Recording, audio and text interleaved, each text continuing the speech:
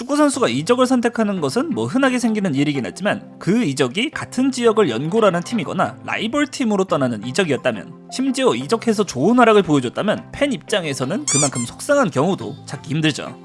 그리고 사실 라이벌 팀으로 이적한 경우는 축구계에서 꽤 많긴 한데 저도 영상으로 만들었던 적도 있고, 그래서 이번 영상에서는 조금 다른 사례를 준비.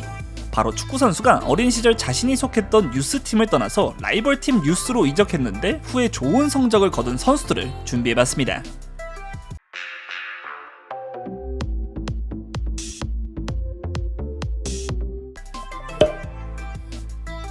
현재 프리미어리그의 크리스탈 팰리스에서 커리어를 보내고 있는 공격수 에디 은케티아는 아스날 유스팀에서 잠재력을 보여주면서 17-18 시즌 아스날에서 1군 데뷔전까지 치렀던 선수였죠.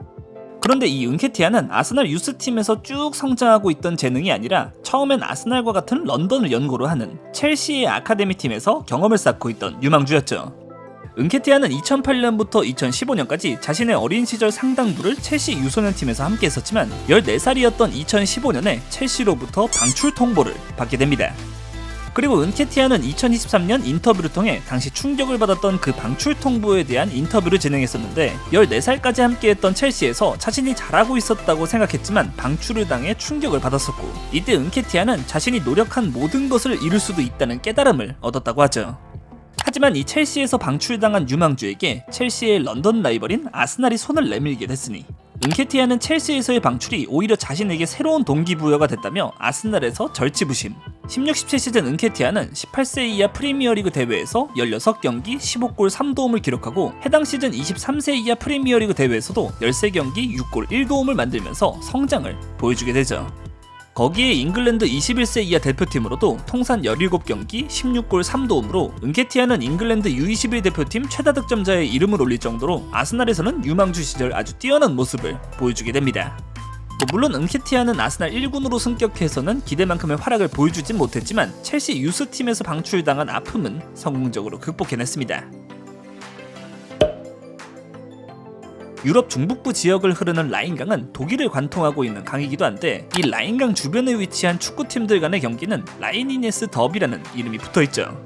그리고 이 라인이네스 더비에 속해 있는 FC 쾰른은 6살의 유스팀에 입단해서 10년 동안 차근차근 성장해 나가고 있던 유망주가 한 명 있었습니다. 그 선수는 쾰른 팬들에게 루카스 포돌스키 이후 오랜만에 최고의 유망주를 얻게 됐다는 기대감을 품게 했는데, 2020년 1월 그 선수는 라인이네스 더비를 함께하는 바이어 레버쿠젠 유스팀으로 이적을 선택하게 됩니다. 그 주인공은 이번 25-26 시즌 리버풀로 이적한 독일의 재능 플로리안 비르츠였죠. 2000년대부터 라인이네스 더비 팀들 간에는 각자의 인재 공급을 위해서 신사협정이라고 불리는, 서로 간의 유망주들을 영입하는 일은 삼가기로 약속 아닌 약속을 맺었다고 하죠.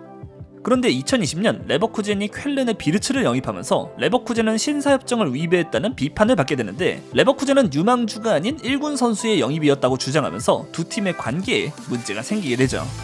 비르츠는 2020년 1월 겨울 이적 시장에 레버쿠젠으로 이적하기 전 19-20 시즌 17세 이하 쾰른팀 소속으로 10경기 8골 1도움을 기록하며 쾰른이 17세 이하 분데스리가 대회 1위를 기록하는 데 주축으로 활약했는데, 이 특급 유망주의 선택은 레버쿠젠으로의 이적이었죠. 다만 비르츠의 계약이 만료되면서 영입이 가능했었다는 것이 레버쿠젠의 입장이었고, 비르츠도 자신의 선택이었다고 인터뷰를 남기긴 했는데, 쾰른 입장에서는 찝찝함이 남았을 상황. 결국 레버쿠젠으로 합류한 비르츠는 빠르게 레버쿠젠 1군으로도 데뷔, 20-21 시즌부터 팀의 핵심으로 활약하게 되면서 레버쿠젠은 팀의 에이스가 되는 선수를 라이벌 팀 유스에서 얻을 수 있었습니다. 2018년 포르투갈의 벤피카에서 1군 무대 데뷔, 크리스티아노 호날두급의 새로운 특급 유망주가 등장했다는 평가를 받았고, 그 기대에 걸맞게 2019년 골든보이에 선정되기도 했던 주앙 펠릭스를 세 번째로 선정해봤습니다. 아틀레티코 마드리드와 첼시, 바르셀로나, AC 밀란을 거치면서 혜성처럼 등장했던 벤피카 시절의 모습은 제대로 보여주지 못하고 있지만, 벤피카 시절까지는 펠릭스의 잠재력이 엄청나긴 했죠. 벤피카 유스팀에서 16-17 시즌 22경기 9골 1도움, 17-18 시즌 22경기 5골 5도움까지 펠릭스는 벤피카 유스팀에서 차근차근 자신의 잠재력을 키워가고 있던 유망주였고, 1군으로 데뷔했던 18-19 시즌은 시즌 43경기 20골 11도움을 기록하면서 펠릭스는 당시에만 해도 가장 기대받는 축구선수로 발돋움하게 되죠. 그런데 이 펠릭스는 사실 벤피카가 아닌 벤피카의 리그 라이벌인 FC 포르투에서 더 긴 유소년 시기를 함께했던 선수였습니다. 펠릭스는 2008년 포르투 아카데미에 합류한 이후로 2014년까지 포르투 유스팀에서 긴 시간을 보낸 유망주였는데, 펠릭스는 2014년에 그 포르투에서 방출 통보를 받게 되죠. BBC 기사에 따르면 당시 펠릭스가 방출 통보를 받았던 이유는 too skinny, 너무 마른 체형이었기 때문. 펠릭스는 신체적으로 성장한 현재에도 피지컬이 장점인 선수는 아닌데, 포르투는 이 펠릭스가 큰 성장을 보여주지 못할 것이라고 판단했던 것 같죠. 그런데 포르투에서 방출된 이 어린 선수는 하필 리그 라이벌 팀으로 이적하면서 잠재력을 제대로 터뜨리게 됐으니, 만약 펠릭스가 이적 시장에서 거상으로 유명한 포르투에서 성장했었더라면 1600억이 넘는 이적료에 아틀레티코 마드리드로 이적했던 그 금액이 더 커졌을지도 모르겠네요. 1600억도 너무 비싸긴 했지만요.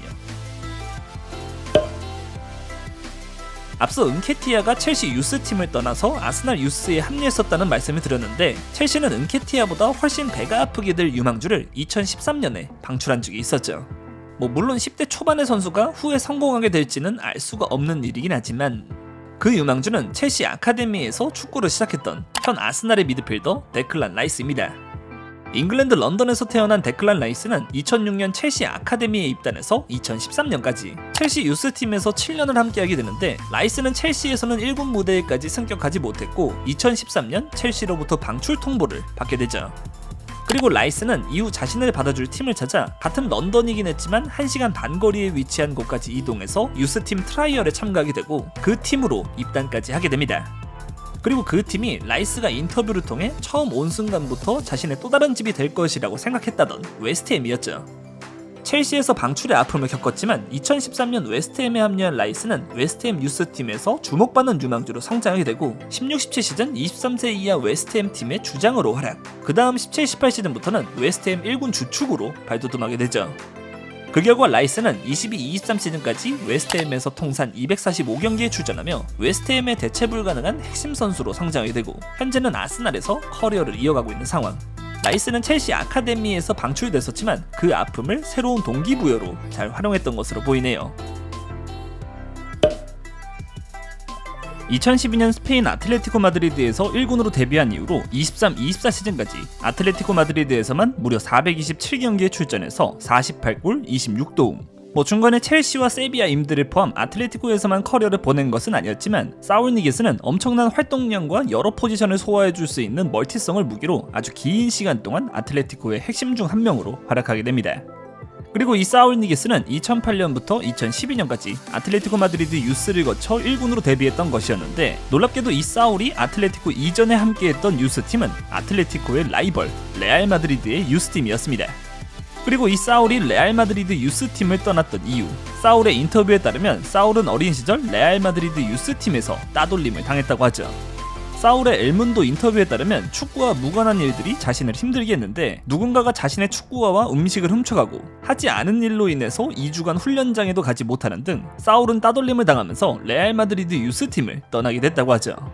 사울 본인은 결백하다는 말을 남겼는데, 결국 레알 마드리드 유스팀을 떠나게 된 사울이 합류하게 된 것이 아틀레티코 마드리드의 유스팀이었고, 아틀레티코 입장에서는 레알 마드리드를 떠나온 이 어린 선수가 팀의 핵심 선수로 오랜 기간 활약해주게 됐으니 행운이었다고도 할 수 있겠네요. 잉글랜드 역대 최고의 수비수 중 한 명으로 활약을 남긴 선수지만, 사실 실력과는 별개로 토트넘에서 아스날로 이적했다는, 토트넘 입장에서는 역대급 배신자라는 이미지로 유명해졌던 수비수 솔 캠벨. 확실히 다시 봐도 토트넘 유스에서 성장한 주장 선수가 리그에서 가장 큰 라이벌 팀으로 이적료 없이 이적했던 것은 충격적이긴 한데, 심지어 아스날로 이적해서는 03-04 시즌 아스날의 무패 우승을 함께하는 등 아스날의 핵심 수비수로 활약했으니 토트넘에겐 미움만 남을 선수가 바로 이 솔 캠벨이죠. 그런데 이 화려한 선수 커리어를 만들어낸 캠벨은 토트넘 유스에서 쭉 성장했던 것은 아니었는데, 이 캠벨은 또 다른 런던 팀 웨스트햄의 유소년 팀에서 먼저 커리어를 보낸 선수였습니다. 웨스트햄 유스팀에서 토트넘 유스팀으로 이적하고 1군으로 데뷔, 그 후에 아스날 이적까지 캠벨은 프리미어리그의 런던 팀들에서 야무진 커리어를 보냈는데, 그중 웨스트햄에서 함께했던 기간은 딱 1년뿐이긴 했죠. 그리고 캠벨이 고작 1년 만에 유소년 팀으로 옮겼던 이유는 캠벨의 인터뷰에 따르면 인종차별 때문이었다고 합니다. 캠벨은 자서전을 통해 이 이야기를 다룬 바 있는데, 캠벨이 연습 경기 후 힘들어하고 있던 상황, 이때 웨스트햄의 관계자 한 명이 기운내 2대1로 앞서고 있잖아 라는 말을 했다고 하죠. 그리고 캠벨은 연습 경기를 말하는 줄 알았는데 그 관계자는 크리켓 경기 말이야. 웨스트인디즈가 잉글랜드한테 2대1로 앞서고 있어 라는 말을 했다고 합니다. 이 웨스트인디즈는 서인도 크리켓 연합팀으로 흑인 선수들로 이루어진 크리켓 팀이었기 때문에 캠벨은 그 말을 인종차별로 받아들일 수밖에 없었고 그 말을 듣고 나서 곧바로 팀을 떠나기로 결정했다고 하죠. 결국 캠벨은 1989년 웨스트햄과 같은 런던 팀인 토트넘 유스 팀으로 자리를 옮기게 되고 이곳에서 잠재력을 만개시키게 됩니다. 축구계의 명문인 레알 마드리드라는 거대한 클럽에서 통산 741경기에 출전하면서 구단 역대 최다 출장 1위에 올라있는 선수이자 레알 마드리드에서 통산 323골을 넣으면서 구단 역대 최다 득점 3위에 올라있는 그야말로 레알 마드리드의 역사라고 할 수 있는 마드리드 역대 최고의 선수 중 한 명, 라울 곤잘레스. 크리스티아노 호날두 이전 레알 마드리드의 7번 등번호는 이 라울의 번호였고 무려 16시즌이나 레알 마드리드와 함께하면서 6번의 리그 우승과 3번의 챔스 우승까지 라울은 레알 마드리드의 두말할 것 없는 레전드라고 할 수 있죠. 심지어 라울은 레알 마드리드 유스팀에서 성장한 선수였기 때문에 마드리드 팬들의 사랑을 독차지할 수 있었고 오히려 커리어 후반 샬케와 알사드, 뉴욕 코스모스로 이적하면서 원클럽맨으로 남지 못했다는 것이 아쉬운 선수기도 하죠. 그런데 이 레알 마드리드의 레전드 오브 레전드는 레알 마드리드 유스팀에 합류하기 이전에 다른 유스팀에 속해 있었던 경험이 있었으니 그 팀이 바로 레알 마드리드의 지역 라이벌 아틀레티코 마드리드의 유스팀이었습니다. 라울이 아틀레티코 마드리드? 놀랍게도 라울은 아틀레티코 유스팀에서 성장하고 있었고 만약 그대로 상황이 이어졌다면 라울은 레알 마드리드가 아닌 아틀레티코 마드리드의 레전드가 됐을지도 모르는 일이었죠. 그런데 아틀레티코 마드리드는 당시 재정적으로 어려움을 겪고 있었고 당시 아틀레티코의 회장이었던 헤수스 힐 회장이 비용 절감을 위해서 유소년 아카데미를 폐쇄하기로 결정하면서 라울이 아틀레티코 유스팀을 떠나서 레알 마드리드 유스팀으로 이적하게 된 것이었죠. 물론 구단의 재정적인 문제는 어쩔 수 없는 일이긴 하지만 그로 인해 놓쳤던 선수가 라울이었다니. 레알 마드리드 아카데미에서 성장했기 때문에 우리가 알고 있는 라울이 완성됐다고 할 수도 있지만 아틀레티코 마드리드 입장에서는 라울이 자신들의 선수가 될 수도 있었다고 생각한다면 너무도 아쉬운 상황으로 남게 됐네요. 여기 프리미어리그 토트넘 소속으로 통산 280골을 기록하면서 토트넘 역사상 최다 득점 1위에 오른 선수, 손흥민과 함께 환상의 호흡을 보여주면서 우리나라 팬들을 환호하게 했던 공격수 해리 케인. 해리 케인은 2004년에 토트넘 유스팀에 입단한 이후로 하브리그 임대 생활을 거쳐 14-15 시즌 21살의 나이부터 본격적으로 토트넘 주전 공격수로 낙점됐고 바이에른 뮌헨으로 떠나기 전인 22-23 시즌까지 토트넘의 최전방을 넘어서 잉글랜드 대표팀의 최전방까지 책임지는 세계 최고의 공격수 중 한 명으로 성장하게 되죠. 이 케인은 가족 대부분이 토트넘의 팬이었기 때문에 어려서부터 토트넘의 팬이었다고 하는데 이 해리 케인은 알고 보니 토트넘 유스에 합류하기 전 토트넘의 최대 라이벌 아스날 유스팀에서 먼저 생활한 경험이 있는 선수였죠. 오, 머리까지 완벽히 아스날이네? 그런데 케인은 딱 1년 만에 아스날 유스팀에서 방출이 됐으니 아스날의 유소년팀 감독을 지냈던 리암 브래디의 인터뷰에 따르면 아스날이 케인을 방출했던 이유는 살이 좀 쪘었고 운동 능력이 뛰어나지 않았다는 이유 때문. 확실히 조금 통통한 느낌이 있긴 한데 케인은 아스날에서 방출당하는 아픔을 겪었지만 2년 뒤 2004년에 토트넘 유스팀에 입단하면서 다시 기회를 받게 되고 결국 토트넘은 구단 레전드가 되는 선수를 아스날 덕분에 얻을 수 있게 되죠. 후에 벵거 감독은 신문을 통해 해리 케인이 아스날 유스 선수였다는 점을 알게 됐고 꽤 웃기고 화가 났다라는 인터뷰를 남기기도 했는데 사실 어린 나이의 선수들이 여러 유스팀으로 옮겨 다닐 수는 있지만 그래도 아스날 입장에서는 씁쓸함을 감출 수 없는 일이었습니다. 지금까지 유소년 팀에서 방출을 당한 후 라이벌 유스팀에 입단해서 더 성공하게 된 선수들에 대해 준비해봤습니다. 앞서 말씀드렸듯 미래의 일은 알 수 없기 때문에 여러 팀들이 방출을 선택했던 것일 텐데 다소간의 아쉬움은 어쩔 수 없는 일이겠네요. 오늘 준비한 영상은 여기까지고 재밌게 보셨다면 구독과 좋아요 부탁드립니다. 그럼 안녕!